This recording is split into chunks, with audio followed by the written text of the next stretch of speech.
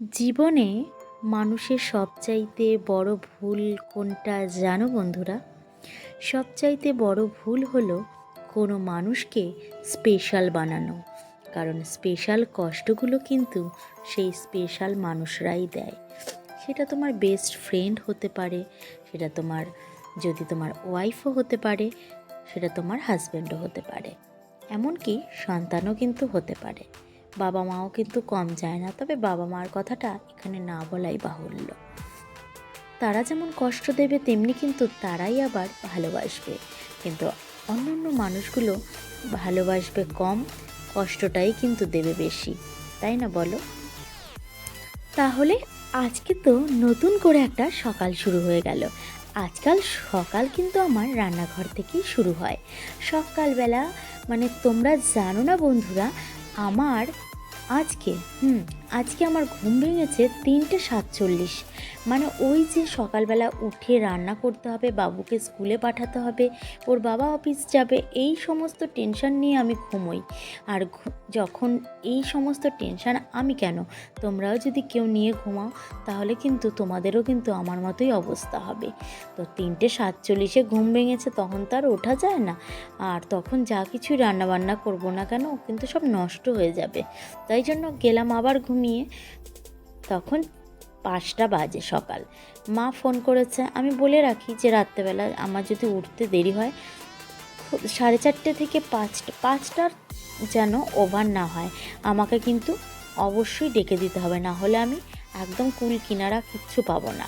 তো যথারীতি আমার শাশুড়ি মা কিন্তু আমায় ফোন করেছিল দুবার। প্রথমবার আমি শুনতে পাইনি, দ্বিতীয়বার কিন্তু আমি শুনে নিয়েছি। তো কাল রাতে আবার আমার হাজব্যান্ড বলে রেখেছিল যে কালকে সকাল 7টার দিকে আমি বেরোবো। ওরে বাবারে বাবা! আর যখনই ও বলে রেখেছে যে সকাল 7টায় বেরোবে, আমার তো তখনই দফা শেষ। আমি ভাবছি ওরে বাবা, আজ আর ঘুমিয়ে কী হবে? আমি যদি এখন ঘুমিয়েই পড়ি তাহলে তো সকালবেলা উঠে আমি কাউকে কিছু দিতেই পারবো না। তারপরে সকালের দিকে যখন উঠছি বলে না না তুমি ঘুমাতেই পারো, কারণ আমি যাব একটু দেরি করে। তাহলে অবশ্য ও তাড়াতাড়ি যাক আর দেরিতে যাক, তাতে আমার উঠতে হবে সেই 5টাতেই, 5টা 4টে, সরি হ্যাঁ 5টাতেই উঠতে হবে। কারণ কি, আমার ছেলে তো স্কুলে যাবে, ওর জন্য আমাকে টিফিন করে দিতে হবে। তারপরে যাই হোক হালকা পাতলা কিছু তো খেয়ে বেরোবে ছেলেটা আমার, তাই না? তো মা এখন এখানে বসে আছে। আর আমার কথা তো অনেকই বললাম, কিন্তু এই যে আমি কি কর্মটা করছি দেখো এখন। আমার শাশুড়ি মা কিন্তু এখন একটু একটু করে হাঁটতে পারে, সেটা কিন্তু এই ওয়াকার ছাড়াই। তবে হ্যাঁ, একটা ওই যে বলে না স্টিক, যেটা আমার মায়ের আছে, তোমরা হয়তো জানো না, আমার মাও কিন্তু ওই স্টিকটা নিয়ে রাত্রেবেলা যখন টয়লেটে বেরোয় তখন কিন্তু বেরোয় বলতে আমার মা হাঁটতে পারে না গো। আমার পা এক পা দিয়ে যেমন করে মানে খুবই কষ্টে কিন্তু একটুখানি পটি করতে। আসলে কি জানো, এই 1 বছরের মধ্যে আমাদের দুটো বাড়ি পুরো ওলটপালট হয়ে গেছে।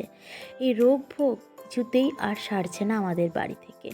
তাও তো আমি ওদের সাথে থাকি সব সময়, যদিও আমার বৌদি আমার মায়ের ওখানে থাকে, কিন্তু তাও তো দেখো মেয়ে তো, মায়ের জন্য তো খারাপ লাগে, আমি একদম যেতে পারছি না।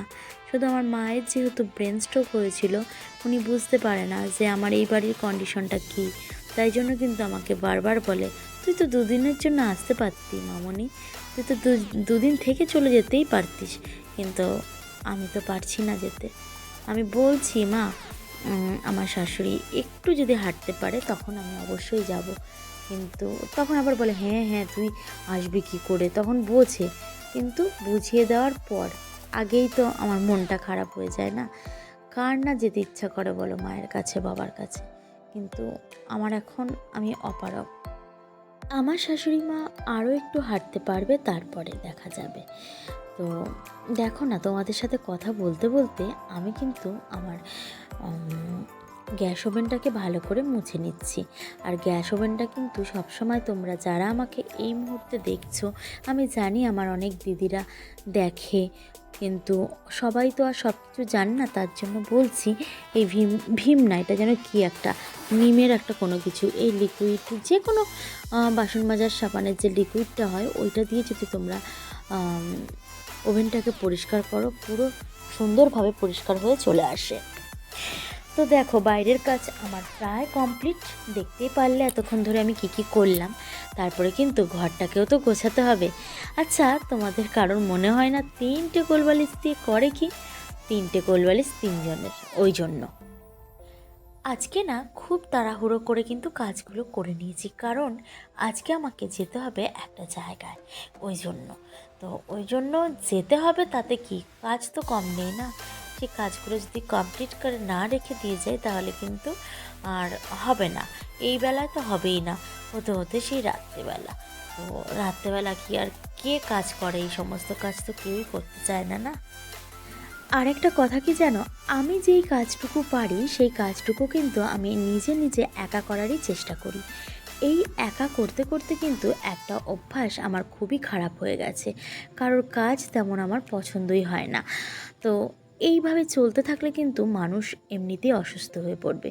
আর জানো তো, আমাদের মেয়েদের কেন এত শরীর খারাপ? কারণ কি, এই যে আমরা যারা অন্যের কাজ পছন্দ না করি তাদেরই কিন্তু বেশি ভুগতে হয়, আর তারাই কিন্তু অসুস্থ হয়ে পড়ে। এটা কিন্তু একবার চিন্তা করে দেখো। আমাকে একদিন একটা দিদিভাই বলেছিল যে এই যে তুমি একা একা কাজ করছো, তাতে করে কিন্তু আলটিমেটলি কোনো লাভই হবে না। কারণ তুমি যখন বিছানায় পড়বে তখনই কিন্তু তুমি বুঝতে পারবে যে তুমি কতটা ক্ষতি করে তুমি বিছানায় পড়েছো। তো যাই হোক, আমার ভালোর জন্যই বলেছে সেই দিদিভাই, কিন্তু কি আর করার বলো। আসলে কি জানো তো, অনেক মেয়ে কিন্তু বাপের বাড়িতে কোনো কাজই করতে পারে না। আমাকে যদিও বা আমার মা কাজের কথা বলতো, কিন্তু আমার বাবার জন্য আমাকে কোনো কাজ দিতে ভয় পেত। আমার বাবার আমি আদরের মেয়ে বলতে পারো। সব বাবারই সব মেয়েরা আদরের হয়, আর সবাই বলে যে আমার বাবার মতো বাবা পৃথিবীতে আর কেউ নেই। সত্যি, আমিও সেটাই বলবো। তো চলো তো, এবার বাড়িতে এসেই অন্য কাজ করে আমি কিন্তু ঢং শুরু করে দিয়েছি। কেন ঢং করছিলাম এখনই তো দেখাবো। এই যে শুরু হয়ে গেছে আমার আনবক্সিং করা। কয়েকদিন আগে আমি অনলাইন থেকে মানে ফ্লিপকার্ট আর মিশো থেকে কিছু জিনিস অর্ডার করেছিলাম। তো সেই জিনিসগুলোই একদিনে এসে হাজির। এটা কিন্তু ভীষণ ভালো হয়েছে যে একদিনে এসে উনি হাজির হয়ে গেছেন। আরও একটা জিনিস আমি অর্ডার করেছি, তো সেই জিনিসটা তোমাদের সাথে আমার শেয়ার করা হয়নি, অবশ্যই শেয়ার করব। তো যেটা এসেছে এই মুহূর্তে সেটা আগে শেয়ার করি। এই জিনিসটা তো আমার ভীষণ পছন্দ হয়েছে। এটা হচ্ছে অয়েল ডিসপেন্সার। তো তোমরা নিশ্চয়ই দেখে বুঝতে পারছো, কিন্তু এই যে স্প্যাচুলা, তারপরে ওই ব্রাশ, এগুলো কিন্তু বড্ড ছোট। আমার কিন্তু হাতে মানে ছ্যাঁক খাবো যাকে বলা হয়। তো এই জিনিসগুলো ছিল, একটা স্প্যাচুলা, একটা ব্রাশ, আর দুটো হচ্ছে গিয়ে তেলের শিশি, আর 4টে হচ্ছে ছোট্ট ছোট্ট, তুমি ওটার মধ্যে মশলাপাতি রাখতেই পারো। এই কটা জিনিস এসছে আমার ফ্লিপকার্ট থেকে। তোমরা কিন্তু অবশ্যই জানিও আমার এই জিনিসগুলো তোমাদের কেমন লাগলো। এইবারে দেখি তো মিশো থেকে কেমন জিনিসটা দিয়েছে, একটুখানি তোমাদের সাথেও শেয়ার করি। আমার যদিও এই জিনিসটার দরকার ছিল না, কিন্তু আমার সত্যি ভালো লেগেছিল, তাই জন্য কিন্তু আমি নিয়েছি। যেহেতু আমাদের কিচেনের সামনে পেছনে সব দিকেই একটু একটু করে তাক করা আছে, মডিউলার কিচেন যেহেতু ওটা, তাই জন্য কিন্তু আমার এই তাকের কোনো প্রয়োজনই ছিল না। তো ভাবছি যে কোথায় রাখি।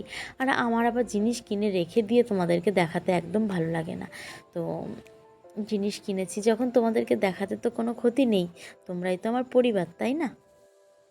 তো জানো তো, এই যে ছোট্ট র্যাকটা এসেছে, এটা যে আমার ভীষণ পছন্দ হয়েছে তা নয়। আমার পছন্দ হয়েছে ওই ফ্লিপকার্ট থেকে আসা মালগুলো।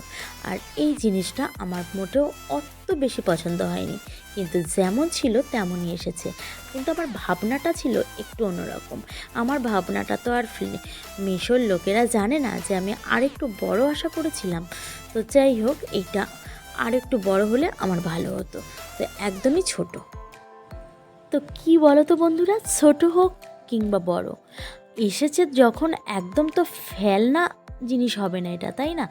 তো ওটাকে আমি রেখেই দেবো। আমার আবার চেঞ্জ করা জিনিস মানে আমার ভালো লাগে না বারবার করে একটা মানুষকে ব্যতিব্যস্ত করা। যদি একদমই না পছন্দ হতো তখন দেখা যেত। আর এই যে জিনিসগুলো, এগুলো কিন্তু আমি যেখানে গিয়েছিলাম লোকাল মার্কেট থেকে নিয়ে এসেছি।